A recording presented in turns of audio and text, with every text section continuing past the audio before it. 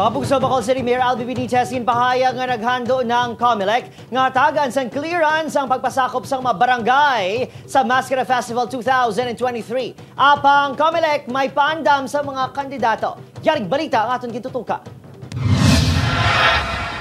Kadungan sa barangay SK election sa buong Oktubre, hiwaton man ang pinakadakong festival sa Bacolod City, ang Mascara Festival 2023. Gani, hindi may bitaran ang pagpasakop sa mga barangay sa nagkalain-lain niya kompetisyon sa pagpanguna sa barangay officials. Butang, nga formal nga nagpadala sa sulat ang alkalde sa COMELEC agud pahanagutan ang partisipasyon sa mga barangay.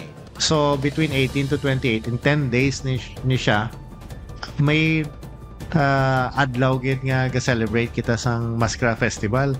Possible may mga expenses kita that's required sa festival base matupa sa mga adlaw na. That's why I asked clearance from COMELEC. Apisar sini, hugot niya ginapandaman sa COMELEC ang mga kandidato ilabi na ang mga re-electionist nga may partisipasyon sa maskara nga hindi ini paggamiton sa pagpangampanya ilabi na antes ang campaign period. Ang amo lang ng paandam tagid nga hindi gid na iya paggamiton kasi lain na siya nga bagay no, lain na siya nga bagay.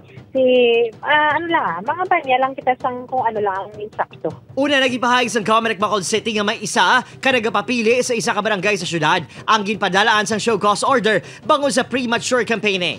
Suno sa Provincial COMELEC, may 44 man ka mga show cause order ang natala ng ihatag sa mga nagkomiter sang premature campaign sa probinsya. Upod, Kiril Gasilio, Adrian Priatos, Western Visayas.